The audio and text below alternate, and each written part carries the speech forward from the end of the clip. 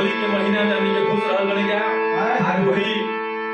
उत्सव पे एगो श्रृंगार रस के गीत गवाई जो कि कौन गौले बना ओढ़नी बसंती बयरिया भइल बा सरसोनियन कुर्ती सलवार लागिला दियो बाग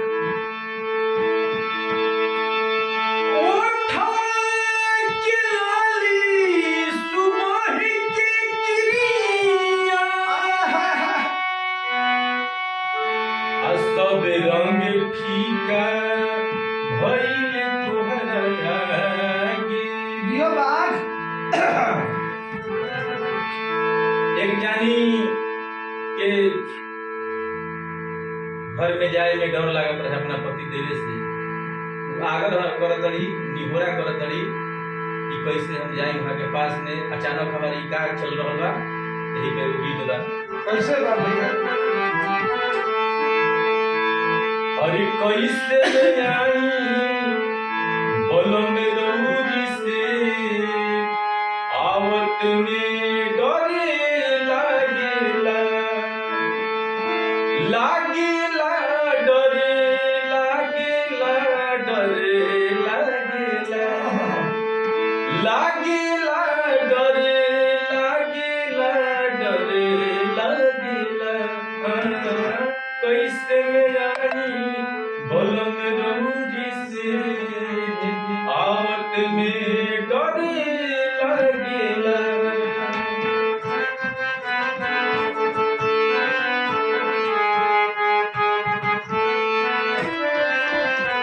और क्या कहतड़ी कैसे का मोछिया गणेर दूनो गाल में गड़ेला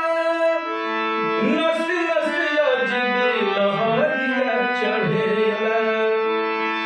मोछिया गणेर दूनो गाल में गड़ेला नस नस अजबे लहरिया चढ़ेला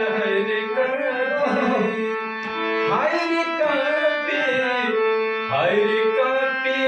लफर थर भीतर से करे आवत में डरे लागेला कैसे में आई बलम रौरी से आवत में डरे लागेला और कहा फागुन में रहो बिना हो मेरो रे संघवा आरतिया में रोज रोज टूटेला पलंगवा फागुन में रहो बिना हो मेरो रे संघवा रतिया में रोज रोज टूटेला पलंगवा नहीं हद में नहीं हद में दियो व्यास नहीं हद में हमरा के दीन भेज आवत में डरे लागेला यही में का चटनी में मार दे कैसे हरी चोलिया में रंगवा गिराई के रंग दे हम तोहर जवाना मछली डोल दे हम तोहर जवाना त मानी जई हमारा के गोरी हो आपन तू सजना मानी जई हमारा के गोरी हो आपन तू सजना चोलिया में रंगवा गिराई के रंग दे हम तोहर जवाना एहो गोरी रंग दे हम तोहर जवाना मानी जई हमारा के गोरी हो आपन तू सजना मानी जई हमारा के गोरी हो आपन तू सजना गोरे गोरे देहिया लौकेला कमाल हो भिजल बाटे सौंसे शरीर केहू रंग हरियर डाल